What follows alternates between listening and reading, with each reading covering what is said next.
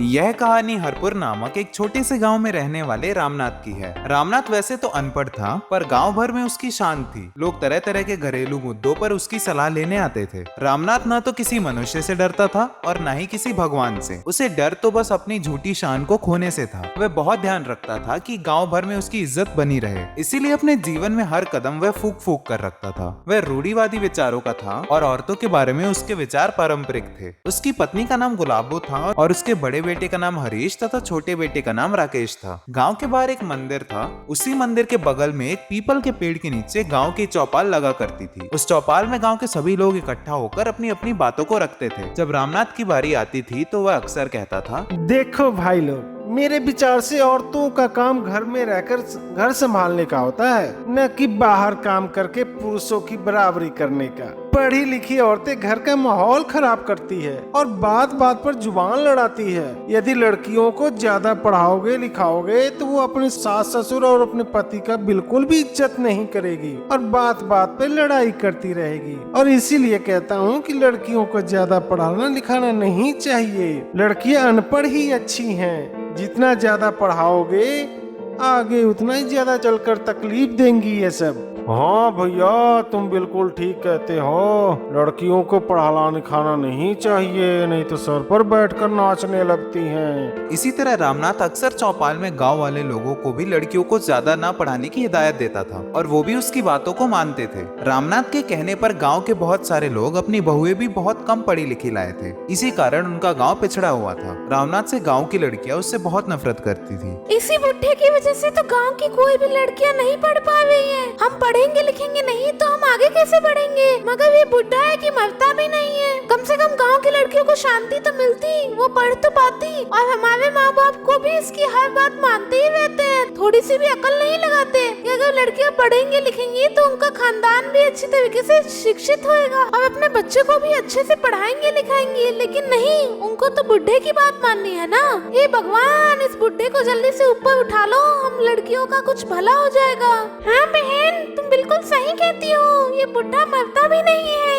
इसी तरह गांव की सारी लड़कियां रामनाथ से बहुत नफरत करती थी। एक दिन की बात है, रामनाथ और उसकी पत्नी घर के आगे कुर्सी पर बैठकर बातें कर रहे थे। तभी उनके सामने से एक लड़का बाइक चलाता हुआ जा रहा था। उसके पीछे एक लड़की बैठी हुई थी। तो यह देखकर गुलाबो कहने लगी, आजकल के लड़कियों को पता ना क्या हो गया है, जरा भी शर्म नहीं है इनको। लड़कों के साथ घूमती रहती है, मोटरसाइकिल चलाते रहती है। एक हम थे कि भाई बाप के सामने बोल नहीं पाते थे। घोर कलयुग आ गया है भगवान, पता नहीं आजकल की लड़कियों को क्या हो गया है। रामनाथ का बड़ा लड़का हरीश तो 10वीं फेल हो गया था। उसके बाद वो कभी स्कूल नहीं गया और खेती बाड़ी संभालने लगा। उसका छोटा लड़का राकेश ग्रेजुएशन करके शहर के एक कंपनी में नौकरी कर रहा था। रामनाथ के दोनों लड़के जवान हो चुके थे। रामनाथ ने कई जगह उनके रिश्ते की बात चला रखी थी। वह अक्सर अपने रिश्तेदारों को फोन पर कहता था, अरे मेरी दोनों बेटे शादी के लायक हो गए हैं। अगर कोई कम पढ़ी लिखी लड़की हो तो बताना मुझे अपने बेटों के लिए कम पढ़ी लिखी लड़की चाहिए,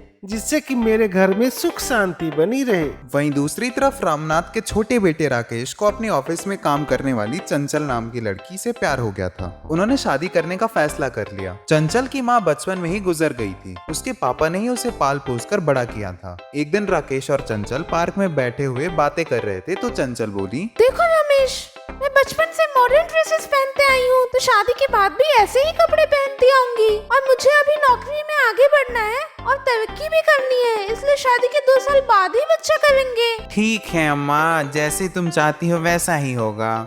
रामनाथ ने अपने दोनों लड़कों के लिए अपनी होने वाली 2 बहुओं को पसंद कर लिया था। जब रामनाथ ने हरीश से कहा तो हरीश खुशी खुशी राजी हो गया। और जब ऑफिस से राकेश घर आया तो रामनाथ ने कहा, बेटा मैंने तुम्हारे लिए एक लड़की पसंद कर रखी है, उसी से तुम्हारी शादी होगी। पापा, मैं अपने ऑफिस में काम करने वाली चंचल से प्यार करता हूँ और मैं उसी से शादी करूंगा और मैं उसे वचन दे चुका हूँ। इतना सुनकर रामनाथ ने अपना माथा पीट लिया और बोले, तेरी अकल घात चढ़ने गई है क्या? बाप का नाक कटवाएगा? इसी दिन के लिए तुझे इतना पढ़ाया लिखाया था, तुझे नौकरी पे लगवाया है। रामनाथ की इज्जत का सवाल था तो अपने बेटे को बहुत देर तक प्यार से समझाते रहे। उन्होंने हर जतन किया, लेकिन राकेश भी अपनी बात पर टिका रहा और वह नहीं माना। आखिरकार रामनाथ ने अपनी बड़ी बेटे की शादी झूठी शान दिखाने के चक्कर में कर्ज लेकर बड़ी धूमधाम से कम पढ़ी लिखी हुई बहू के साथ कर दी। वहीं दूसरी तरफ राकेश ने भी चंचल से शादी कर ली और उसे अपने घर ले आया। आया। चंचल के घर आते ही उसके सास और ससुर ने मुंह ऐसे बिचकाया जैसे कि आज तक लड़की देखी ही ना हो। रामनाथ और गुलाबो ने चंचल को अपनी बहू नहीं माना और वे उसे जलाने के लिए बड़ी बहू पर ही सारा प्यार लुटाने लगे। बहू रानी जरा इधर तो आओ। यह सुनती चंचल दौड़ कर आई। चंचल को देखकर रामनाथ ने बोला, तुम क्यों आई हो?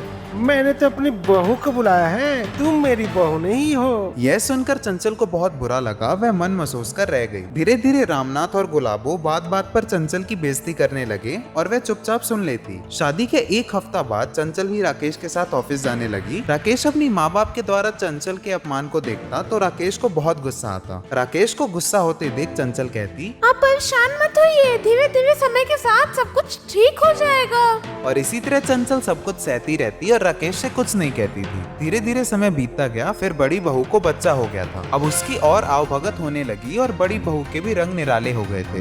वह भी चंचल को नीचा दिखाने लगी। अगर चंचल मॉडर्न ड्रेस पहन लेती थी तो बड़ी बहू कहने लगती, पर यह शहर की मॉडल बहू, एक गांव है, यहाँ मॉडर्न ड्रेस नहीं पहनते, यहाँ साड़ी में ही रहते हैं। बड़ी बहू चंचल के साथ ऐसा व्यवहार करने लगी जैसे वो कोई अछूत हो। चंचल सबको मनाने के लिए सूट भी पहनने लगी थी और घर का काम भी करती, पर वो लोग उसको वो आदर सत्कार नहीं देते। एक दिन की बात है, चंचल, बड़ी बहू, पिताजी और माताजी घर पर थे। तभी गांव का साहूकार घर पर आया। आते ही साहूकार बोला, 1 साल हो गया पैसे लिए और अभी तक एक भी पैसे नहीं दिए हो। पूरे गांव में बहुत इज्जत वाले बनते हो। जल्दी से जल्दी मेरा कर्ज चुका दो, नहीं तो पूरे गांव में तुम्हारी बेइज्जती कर दूंगा कि कहीं मुंह दिखाने के लायक नहीं रह जाओगे। इतना सुनते ही रामनाथ को जोर का झटका लगा। उसने बड़ी बहू से कहा, बहू, जो जेवर मैंने तुम्हारी शादी में बनवाए थे वो दे दो जरा। काहे देते हम अपना गहना? तुम्हारा क्या भरोसा? फिर दो ना दो। और तुमको शर्म नहीं आती? औरत के गहने मांगते हो। इतना कहते हुए बड़ी बहू अंदर चली गई और अंदर से दरवाजा बंद कर लिया। चंचल को पता था कि उसके ससुर उससे पैसे नहीं मांगेंगे, फिर भी उसने कहा, बाबूजी। उससे पहले ही चंचल के ससुर जी बेहोश होकर गिर पड़े। उनको गहरा सदमा लगा था और गांव भर में बेइज्जती के डर से हार्ट अटैक आ गया था। यह सब देखकर चंचल ने अपनी स्कूटी तुरंत निकाल ली और अपने ससुर जी को पीछे बैठा लिया और अपने सासू माँ से बोली, माँ जी, आप जल्दी से पीछे बैठ जाओ। पिताजी को हार्ट अटैक आ गया है, इन्हें जल्दी हॉस्पिटल ले जाना पड़ेगा। हाँ बहू।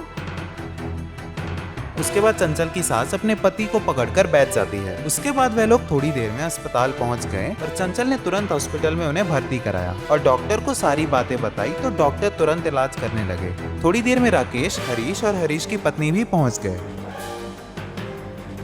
कई घंटे बाद जब रामनाथ को होश आया तो उसने अपने घर वालों को अपने सामने पाया। तभी डॉक्टर बोले, रामनाथ जी, आप बहुत भाग्यशाली हैं जो आपको इतनी समझदार और पढ़ी लिखी बहू मिली है। अगर आज आपको ये समय पर नहीं लेके आती तो आपका बचना मुश्किल था। बाबूजी, आप फिक्र मत कीजिए, मैंने सारा कर्जा चुका दिया है। मैं अपने घर की इज्जत यूं नीलाम नहीं होते देख सकती, आप चाहे कुछ भी कहें। यह सुनते ही रामनाथ की आंखों से आंसू निकलने लगे। आज उसे अपनी छोटी बहू पर गर्व हो रहा था। चंचल को उन्होंने अपने पास बुलाया और सर पर हाथ रखकर कहा, जीती रहो मेरी बहू और हमें भी माफ कर दो। हमने तुम्हारे साथ बहुत गलत व्यवहार किया। आप मेरे पिताजी के समान हैं, आपको पूरा हक है मुझे डांटने का। यह देखकर राकेश खुशी से फूला नहीं समा रहा और उसे चंचल की बातें याद आने लगी। मैंने कहा था ना, समय के साथ सब कुछ ठीक हो जाता है। परिवार की खुशियां लौट आई थी और यह सब मॉडर्न बहू की बदौलत संभव हुआ था। इस घटना ने रामनाथ का पढ़ी लिखी औरतों के प्रति नजरिया ही बदल दिया था। दोस्तों, अगर आपको ये कहानी पसंद आई तो इस चैनल को सब्सक्राइब कर लें। धन्यवाद।